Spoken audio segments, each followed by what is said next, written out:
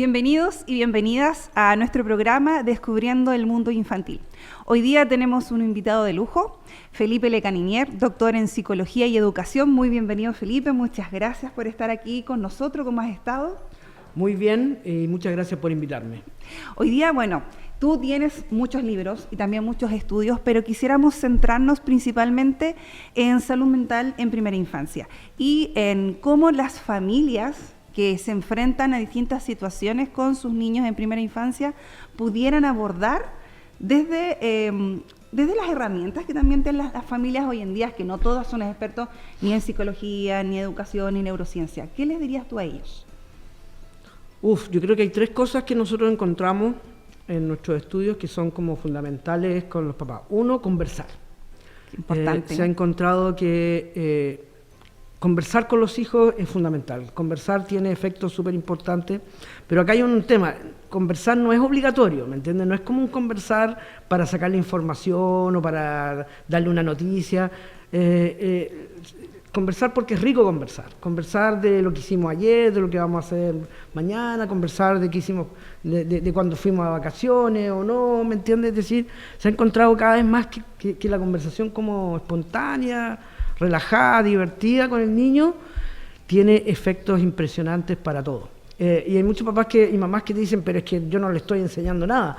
No se imaginan todo lo que le están enseñando y todos los efectos que tiene el conversar libre, conversar entretenido. Afecta la memoria, afecta el desarrollo, afecta todo de manera muy, muy impresionante. En el conversar se conoce a los hijos. En el conversar es cuando tú sabes lo que le está pasando, algo que le esté complicando en el jardín, ¿me entiendes? O sea, conversar. Entonces hay gente que me dice, pero es que mi hijo no sabe mucho hablar. La conversación es más que las palabras. También se conversa con los niños de 1 año, 2 años, porque en el conversar el niño lo que está mirando no es solamente las palabras, está mirando tu cara, tu tono de voz, está mirando tu interés. Entonces se conversa incluso, hay gente que conversa con bebés, y se ha visto que tiene efectos súper importantes. Lo segundo es algo que les va a parecer medio extraño y es pedirle la opinión a los niños. También nosotros encontramos de que aquellas familias, aquellos países que suelen tener crianza en donde le piden la opinión a los niños, es súper importante porque cuando tú le pides la opinión a los niños, tú le estás diciendo, tú también eres importante. Tú no eres aquí una versión chica, de un ser humano, inmadura de nosotros. Claro. No, tú eres igualmente diferente. Entonces, pedir la opinión es súper importante porque los niños se sienten queridos, se sienten validados, se sienten que son iguales. Y ahí está la igualdad. La igualdad no se habla, se actúa, ¿entiendes? Claro. Entonces eso es fundamental. Y lo tercero que encontramos es que las familias, los países que tienen niños así que crían respetuosamente, siempre están tratando de entender por qué el niño está haciendo las cosas. Por ejemplo, lo que yo decía en la charla, es decir, si hay un niño que está enojado, que golpea en el jardín, que no quiere comer o que hace pataletas muy intensas, ¿qué es lo que nosotros solemos hacer en Chile? Retarlos, castigarlos de una, así como deja de hacer eso. Pero encontramos que hay otros países que tienen crianzas más sanas que nosotros, que lo que hacen es que se detienen un rato y dicen, bueno, pero a ver, si el niño está pegando, ¿por qué no averiguamos por qué está enojado? El meollo del asunto. Claro, ¿por qué no hagamos una investigación y digamos, bueno, si pega es por algo, no es porque le guste pegar, a nadie le gusta pegar, menos a esa edad. Pero entonces, ¿por qué no averiguamos qué estará pasando, qué le estará pasando en el jardín? ¿Habrá algo que nosotros como papá y mamá estemos haciendo que lo tiene tan enojado? Preguntarse por qué está haciendo las cosas que hace. Y eso se ha encontrado que es fundamental. Me pasa a mí también como educadora y como mamá, que lo que mencionaste recién, tú dices, ¿a qué hora hago eso? ¿Ya? Okay. Escuchaba yo una de tus conferencias que los minutos que realmente le otorgamos a nuestros niños, en promedio son 5-9 minutos a la semana, porque vamos claro, pero de tiempo de calidad, o sea, 5-9 minutos de estar haciendo realmente algo. Claro, sí. Más allá de preguntarle, como decía, ¿cómo te portaste? Claro. ¿Qué preguntas yo le puedo hacer a mi hijo? Lo que pasa es que, mira, ahí hay otro tema súper importante. No tenemos tiempo para criar, es una realidad. ¿Ya? Los estudios muestran de que un adulto que trabaja 3/4 jornada completa va a pasar el 70% de su vida adulta más con sus compañeros de trabajo que con sus hijos. Es decir, es bien triste la realidad. Entonces, ahora aquí viene el punto. A los niños no les interesa, a los niños lo que les interesa es tratar de pasar la mayor cantidad de tiempo con uno. maximizar el tiempo, le llaman. Entonces, ¿eso qué significa? Que tú no tienes que andar inventando juegos ni llevarlo a la plaza. Los niños quieren estar contigo. Entonces, ¿por qué no los invitamos a nuestras propias actividades? Si estás haciendo algo que quizás a ti te va a parecer, va a decir, pero es que a él le va a parecer aburrido. No, a él no le parece aburrido. Lo que a él le parece aburrido es que estar haciendo algo en donde el adulto no está tomando en cuenta al niño. Claro. Entonces, invitarlo a participar. Si tú estás cocinando, yo te ayudo a cocinar, ¿me entiendes? Si estás haciendo un trabajo, ya, bueno, ayúdame a hacer el trabajo, quédate conmigo. Es decir, hay muchas formas cotidianas que tenemos de como aumentar el tiempo de compartir. Pero a veces los adultos no hacemos eso porque tenemos esta idea que los niños, lo único que les interesa es jugar y divertirse. Y si no, se van a aburrir. No, los niños no se aburren cuando uno les está hablando, los está mirando. Cuando se aburren es porque yo simplemente estoy haciendo otra cosa y no lo ignoro. Lo ignoro, es como que no existiera.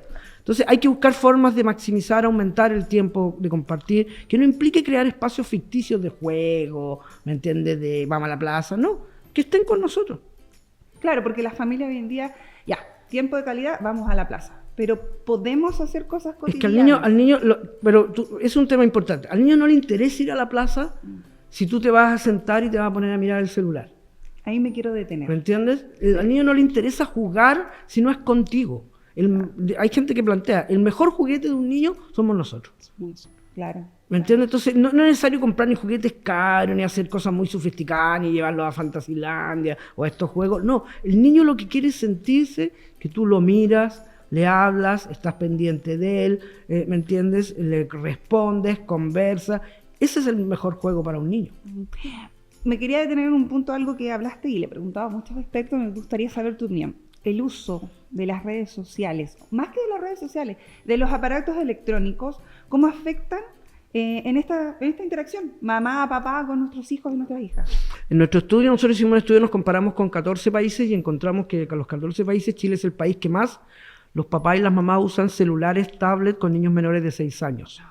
Y encontramos que una manera que tenemos de usar el celular y el tablet es que yo digo que es como el chupete del siglo XXI. Entonces el niño está llorando y yo llego, ya, toma, aquí te muestro tu película, aquí te muestro tu juego, ¿me entiendes? Y eso es súper engañoso porque más allá del celular o el tablet, el mensaje que tú le estás diciendo es, si tú estás aburrido, si estás enojado, no vengas hacia mí, aprende a calmarte con artefactos electrónicos, ¿me entiendes? Entonces, las recomendaciones son claras. Antes de los 3 años, nada de celulares.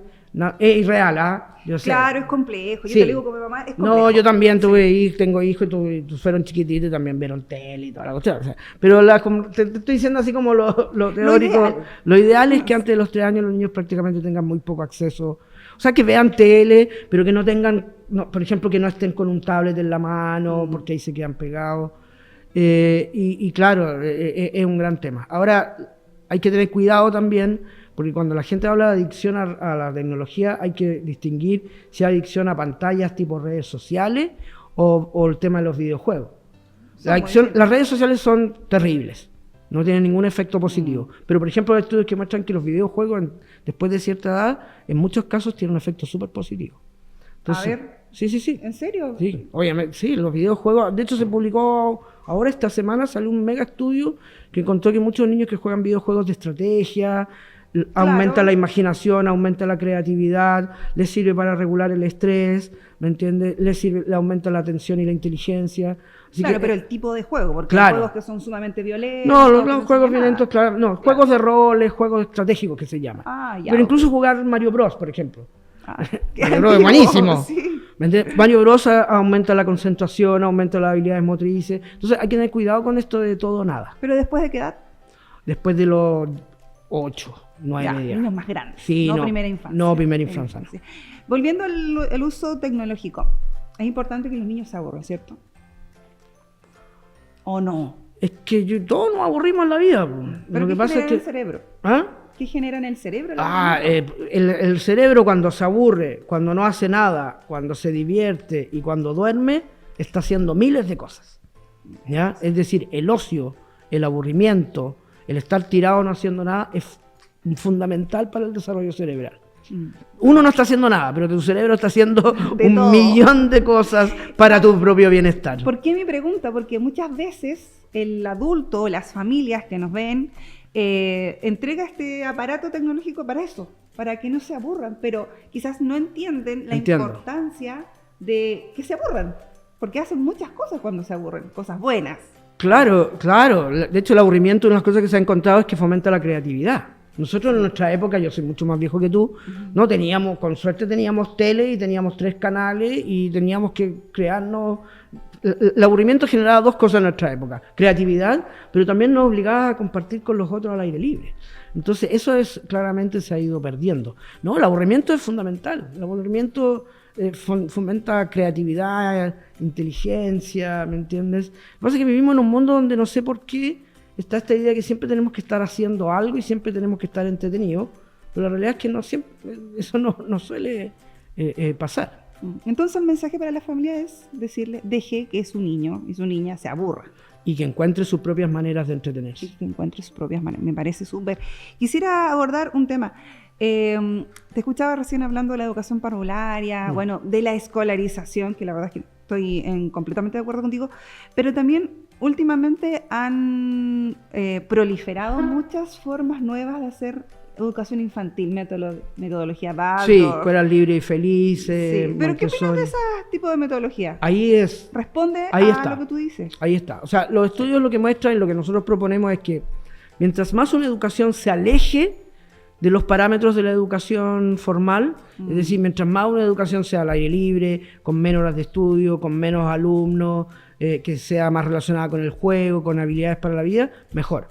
Y cuando encontramos, obviamente, cuáles son esas educaciones, tenemos escuelas libres y felices, esto que acá en Chile mal llaman escuelas hippies o alternativas. Alternativa, metodología alternativa. Toda la evidencia muestra que si tú quieres que tu hijo sea creativo, realmente inteligente, que cambie la sociedad, no que se adapte a ella, mételo en un colegio o una educación que mal llaman alternativa. ¿Cómo llegamos a eso? Todas las familias en Chile, porque estamos Bueno, pero hablando también un tenemos poco que de- hacernos la pregunta por qué ningún gobierno ha querido estatizar ese tipo de educación. Si no es que Sí. sea más cara. Sí, tienes razón. ¿Me entiendes? Una gran No, pregunta. implementarla no es más. De hecho, mira, Junge Integra gasta mucha plata implementando miles de cosas circulares, evaluaciones, que al final nunca sabemos para qué sirven. Evaluación docente. Evaluación docente, todo Sí. es una burocracia que al final termina generando más problemas. Entonces, la gran pregunta que hay que hacerse es qué tipo de ser humano crea estas educaciones hippies que los gobiernos no quieren fomentarla ni quieren estatizarla. Humanos que piensan. Libres, que piensan, humanos que no van a estar de acuerdo con las cosas que te van a decir ni que te van a imponer. Justamente. Bueno, dicen por ahí, divide y reinarás. Sí.